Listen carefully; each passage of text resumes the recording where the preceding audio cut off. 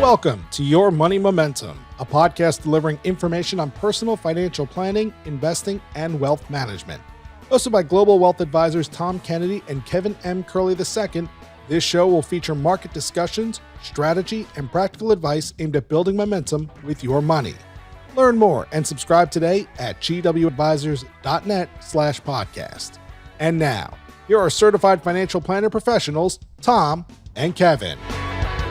All right. Welcome, everyone. You are listening to Your Money Momentum. My name is Tom Kennedy, and I have my trusty sidekick, Kevin Curley, over here. Thanks, Tom. Happy to be here. Be the Robin to your Batman. Yeah. Did Superman have a henchman or a number two? I don't think he did. So let's kick it off. We got our mid-month podcast. We are going to start with a topic on college grads and what they should do after college. We're going to go into headlines, and then Nostra-Thomas is making a comeback this episode, and we will finish with our mail grabs. So let's jump into it and talk about our first topic in regards to college grads. What's your advice, Kevin, for those clients who have children that are about to graduate or just graduated? What do you think? Yeah, well, specifically, I wanted to talk about kind of getting their career started. The Financial Times had a whole guide to basically new graduates of how to start your first job, what a career's like, all those things. And so the questions that I think everybody wonders is, what do you wear to work? What time should you get there? How should you act at work? Do you bring your whole self to work? And how do you build a career? So I'd start with, Tom, what time do you show up for work? Not specific time, but early, late. What do you expect from your employees? I was always told if you're not 15 minutes early, you're late. So I would, and when I started my career in the finance industry, I turned the lights on and turned the lights off. I just got to work early. I wanted to be the first one there, and I wanted to be the last one to leave, whether I had stuff to do or not. First impressions are everything, and top management, upper management tends to see that. And as far as what you wear to work, I mean, you want to dress to impress. First impressions, like I said, are everything. And I think you want to go above and beyond when it comes to those. Are two things that are very easy to do. So why not do them? Yeah. What time to get there? I've always heard the top employees. So we'll use letter grade since they're recent graduates. Your A level employees, they get there early, they stay late. Your B level, so your average employees, they get there on time, they leave on time. And your C-level employees, well, they show up late and they always want to leave early. So you got to decide what kind of employee you want to be. Tends to happen that the A employees get the raises, get the promotions, and the C employees go find somewhere else to work. So that would be the first takeaway. As far as what to wear, it's changed a lot. When I first started in finance, I wore a suit and tie every day. I see some people in the hallway who are still doing that, but most of them have dropped the tie at least. I would say you just got to figure out what the culture of your office is. If you're working in Silicon Valley and you're wearing Hawaiian shirts and flip-flops, great. If you're in finance and you're on Wall Street, yeah, suit up. I think it obviously depends on the sector. So we won't go into actual outfits, but I think hygiene. I can't tell you many people just don't shower the morning before. What about they shower at night? Plucking your eyebrows? I mean, I think you just want to be. You just want to have good hygiene. You want to be clean shaved, especially for the first week or two until you figure out what the culture is and what it's like. But I just think you want to go above and beyond when it comes to all that. Get a fresh haircut, cut your nails, don't look like a slob, and you should do well. But again, depending on what the occupation is, they're all very different. I can tell you anything in the finance world, that's it. Yeah, finance, I always was told, you don't want what you're wearing to be a distraction from the message you're bringing. So if you're going to go meet with clients or meet with a boss or somebody like that, you don't want them to be looking at the design on your tie. You want them to be listening to what you're saying. So simple white shirt, black suit, navy suit, gray suit, pretty straightforward. And, keep it pretty simple and look around the office and say, okay, that's what people wear here. I got that. Tom, what about politics, religion? Definitely bring those to your first day of work and strike up conversations in the water cooler and in the break room, right? Yeah, I mean, listen, I used to lean left and right depending on who I was talking to. I just wanted to get ahead. I didn't care what they whatever they needed me to feel or say, I did it. No, I think I think you stayed neutral. I think it depends on the sector and the industry, but I you want to do your homework. I think you want to learn about the company. You want to, in my opinion, how I always thought about it is when I first started my first job, I used to say to myself, no one's thinking or no one's sitting around right now thinking, how am I going to get Tom Kennedy moved up in the world, besides me? So how am I going to go above and beyond? How am I going to get the attention of upper management?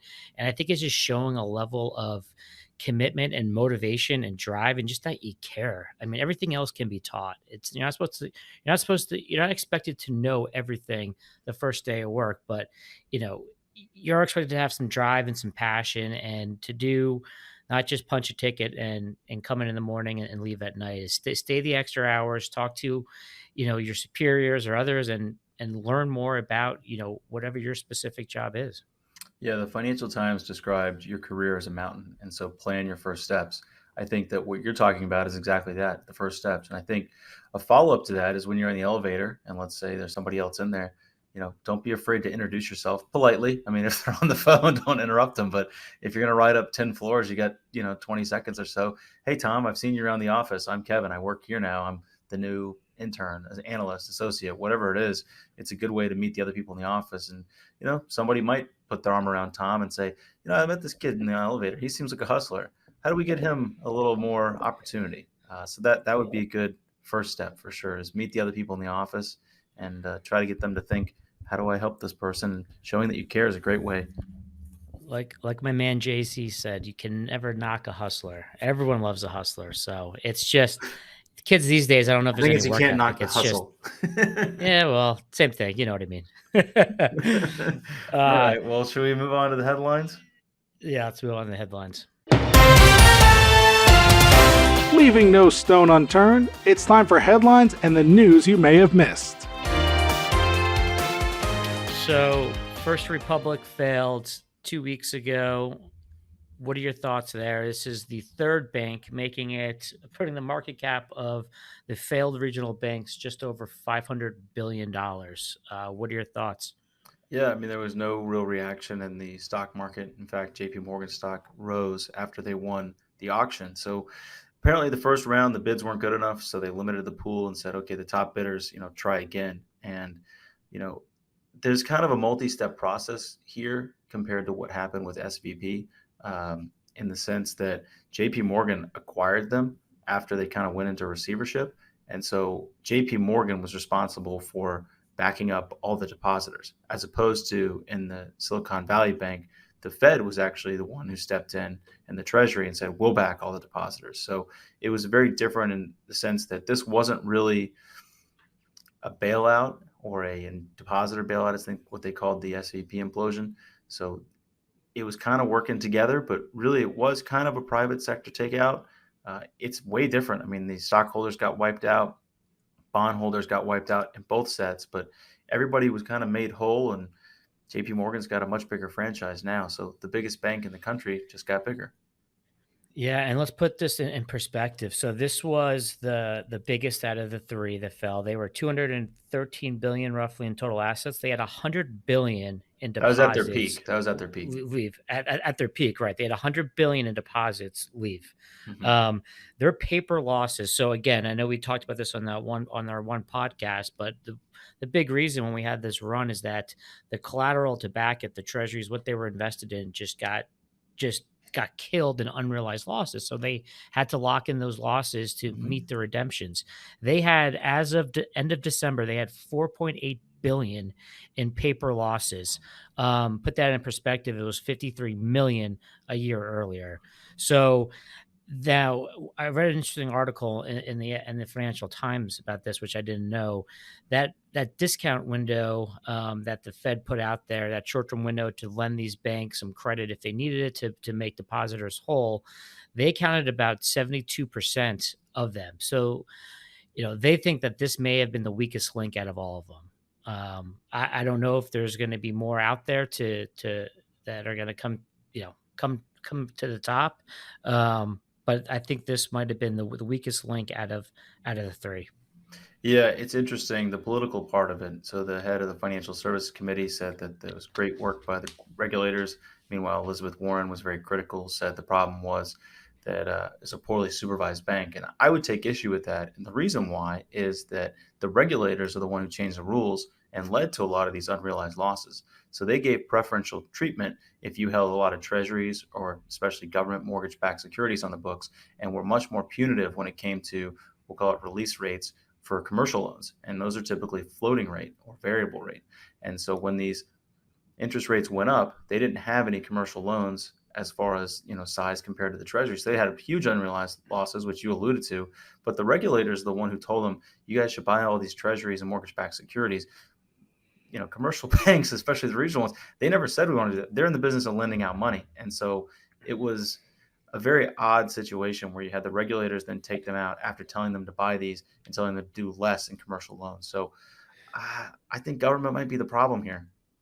Yeah, no, I don't disagree with you. And by the way, JP Morgan, it's expected they're going to make on this deal about 500 million annually in profit going forward, outside of the immediate, one time that fee that they had to pick up. But, you know, it's not just the shareholders that are absorbing the losses. The FDIC is absorbing, I think it's right around 13 billion in losses from First Republic. Put that in perspective, Silicon Valley was about 20 billion. So, the FDIC insurance to these banks is going to go up across the board because they're just getting killed right now in losses that they have to absorb in these bad loans and mortgages.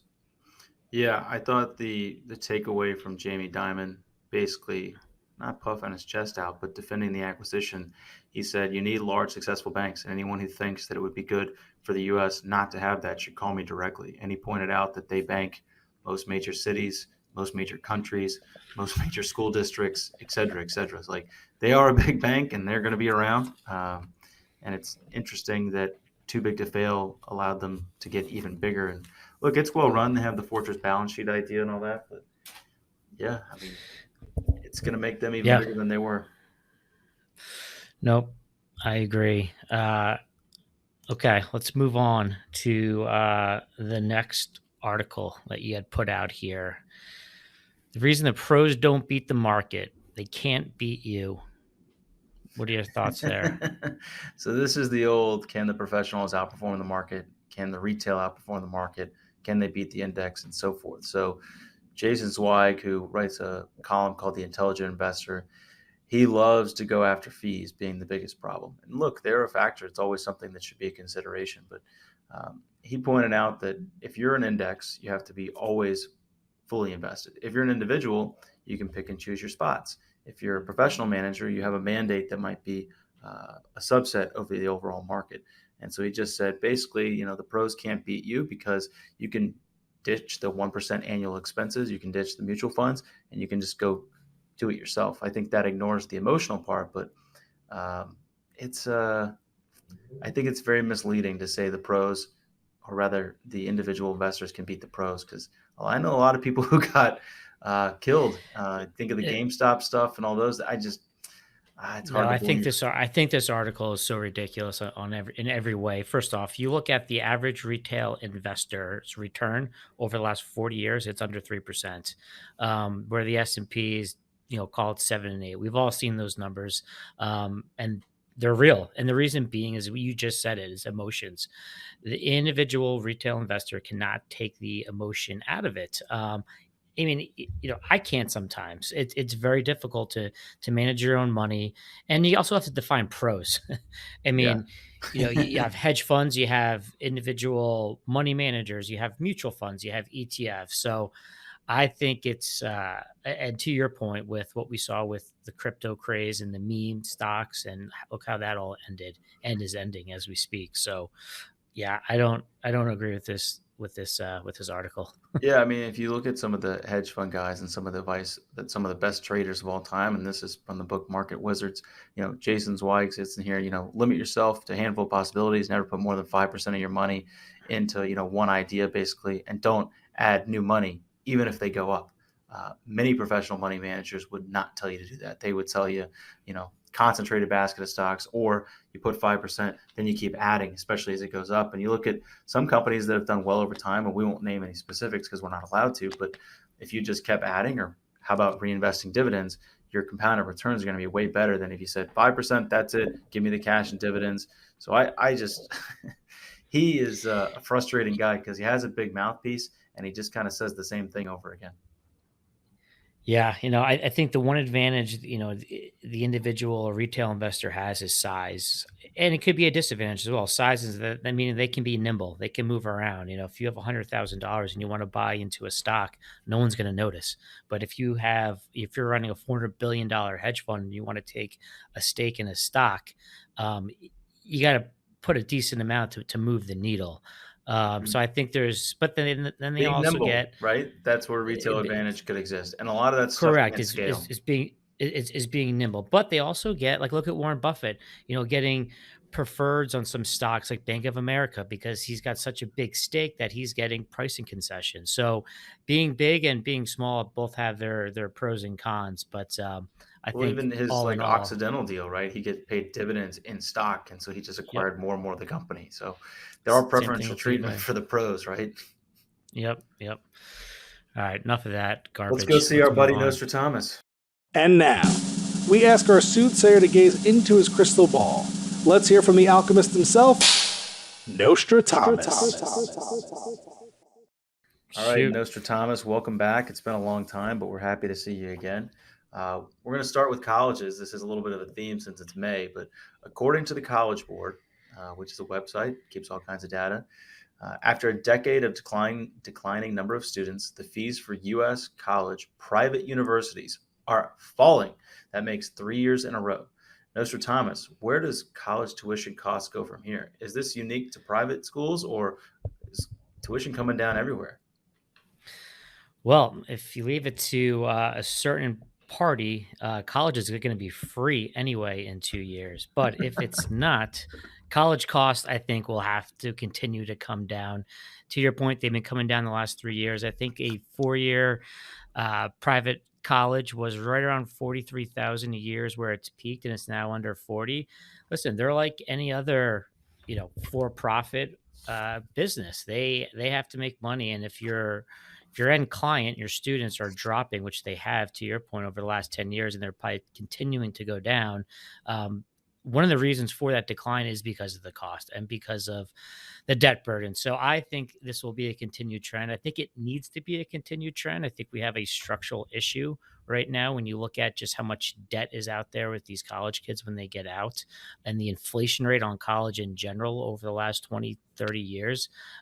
It just can't keep up at this pace. So, and a quick stat, there was a study done that 78% of college students would prefer to do college online if it was at a cheaper cost. That's pretty interesting. I'm curious to know if the declining numbers are just because Gen Z is smaller population wise than the millennials, or if there's something more there. And I we don't think know. it was part of it, but I think also technology and having more competition with the online providers is also playing a role. Great. All right, Nostradamus. So we talked in a previous episode how April was very quiet. The VIX is at the lowest since 2021, despite the second and third largest bank failures in U.S. history, a debt ceiling showdown where the U.S. may default in a couple weeks, and a war in Europe. Nostradamus, how low will the VIX go from here, or how high will it go from here?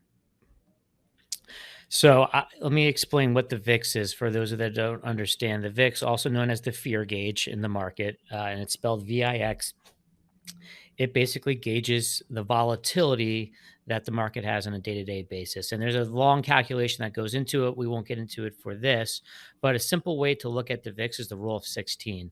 So you divide by 16. So if the VIX is at 16, which just coincidentally it is today, then you can expect a move of 1% in the market. 16 divided by 16 is 1.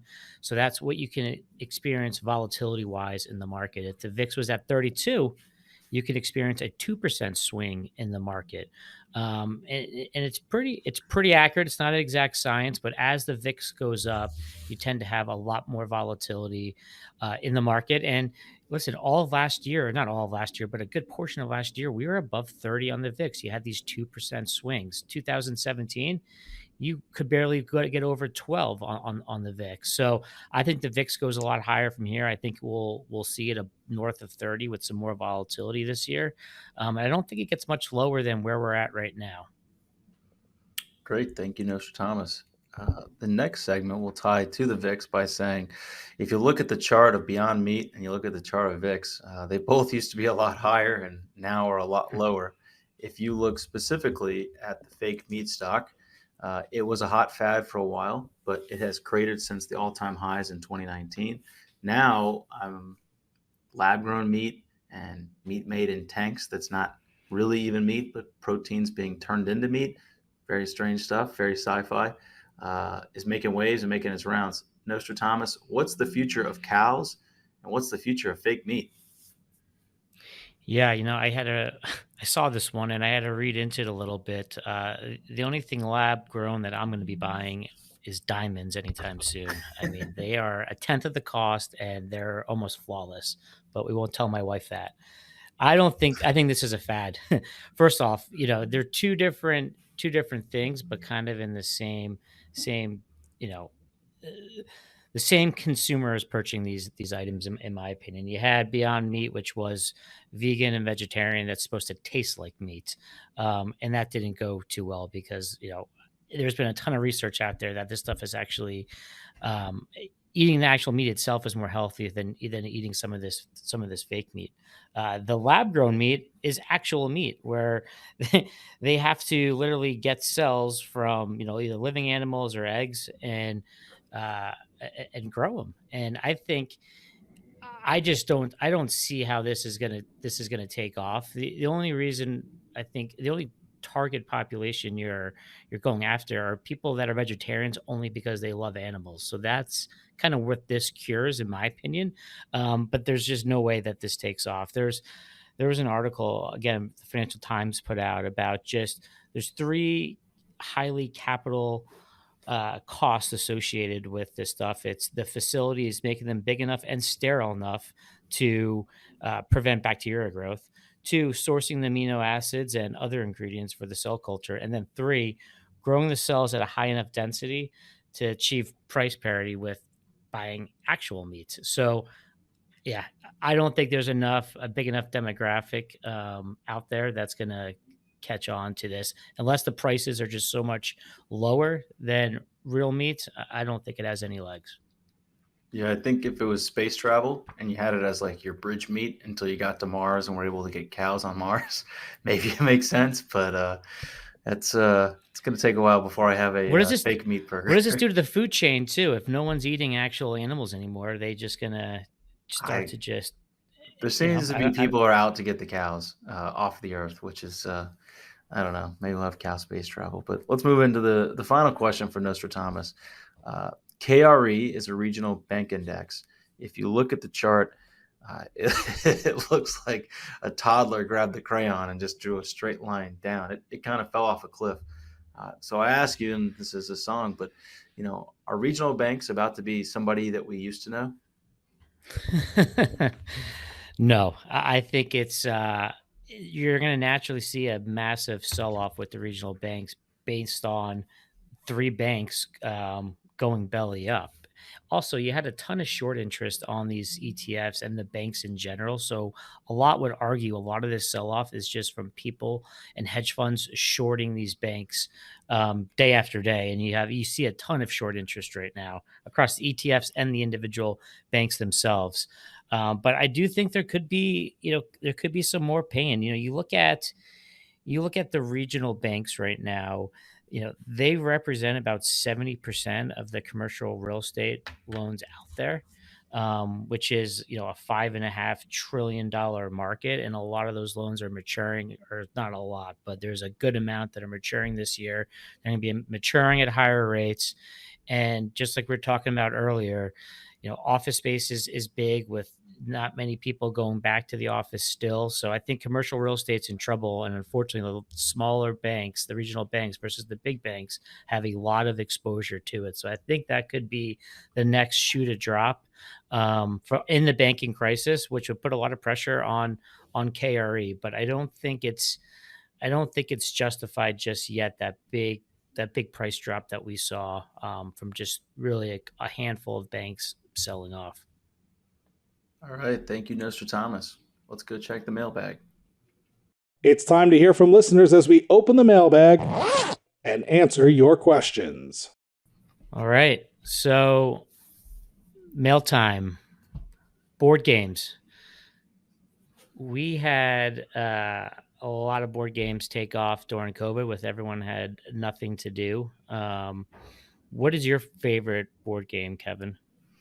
Yeah, if I had the patience and the time and the right players, I would play Risk all day, all day long. But it takes a couple days to play a game, especially if you have good competitors. So I am a big fan of Monopoly, and if you can play it in a few hours, it's a blast. I play it with my son, who I think we first started playing when he was 5, maybe even 4. So we had to have a little bit of help, but they learn to count money, they learn to do math. Well, I guess that's the same thing, but learn to add and subtract by tens, improve property, real estate, the factor of luck and chance. So I'm number one board game is definitely Monopoly. How about you? Yeah, not a big fan of board games. I like Monopoly, but I like cards better. And there's a ton of card games that came out, especially during COVID. A lot of the meme games and more of the drinking games, I would say. All right. I enjoy a lot. Maybe because I don't have kids, I can't share the same enthusiasm and passion with for Monopoly as you do. But Yeah, I got 2 suggestions on board games. 2 that got real popular during the pandemic. One is it'll make you laugh. The other one is an old game that got rejuvenated. It's called Catan, which I've never played, but apparently was great. The other one they had is called Pandemic Legacy. It's a game in which all players try to collaborate to contain a virus and then eradicate it from the game. I'm told it's a little bit like watching the show Last of Us, but I don't know. That seems like something we'd all rather forget than play a board game of.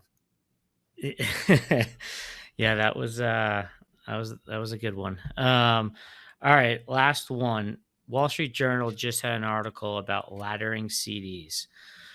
What is a ladder? How do they work? And what are some options? How do I go about it if this is a strategy that I'm thinking about implementing? Yeah, ladders are basically just buying the same type of product in different maturities. So, for example, if you had a CD and you had $100,000 and you said, "Well, I want to put it all in to CDs." Okay, great. Go, what's the best time? 1 year, 2 year, 5 year, and so forth. The reason you want a ladder is to limit your reinvestment risk, and you can take advantage of current rates. And if rates go up, you have one maturing a year from now. You can reinvest at higher rates. If rates go down, you have some longer rates, or longer terms like 4 and 5 years. And that way, when you reinvest at a lower rate, you're still getting the higher return. So it's a way to diversify your maturity on products that are fixed income. So CDs is a good example, treasury bonds, as well as the inflation-linked I bonds. Yeah, no, laddering has been around for years. It hasn't been as popular, I would call it, the last decade, just because rates have been so low. So no one's been focusing on CDs or bonds. But now with rates at where they're at, the big question we get about CDs or even bonds, well, do I buy one that matures in 1 year or 5 year or 10 years or 3 years? And to your point, you kind of just ladder out each year. So each year you have one of those maturing because, like you said, you don't know if the rate you're going to get in the market 2 or 3 years from now is going to be higher or lower. So you just spread out your risk a little bit.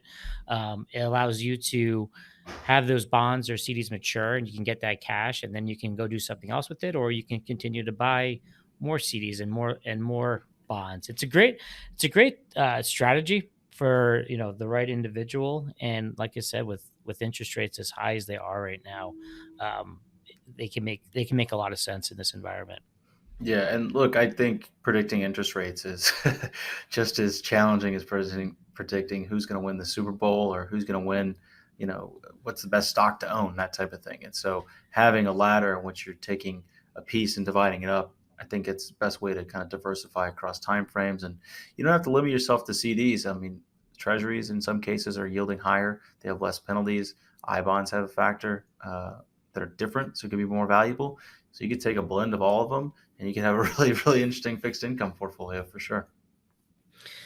Nope, that's good. I like it. Well, that's a wrap for this mid-month podcast. Any questions that you have or any topics you want to hear, you can shoot us an email at info@gwadvisors.net, and we'll see you in a couple of weeks for our month-end podcast.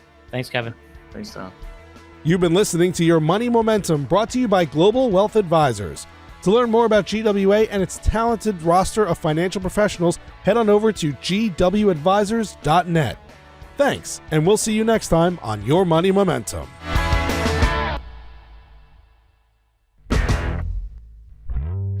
All indices are unmanaged and investors cannot invest directly into an index. Certain sections of this commentary contain forward-looking statements that are based on reasonable expectations, estimates, projections, and assumptions. Forward-looking statements are not guarantees of future performance and involve certain risks and uncertainties, which are difficult to predict. Past performance is not indicative of future results. Diversification does not assure profit or protect against loss in declining markets.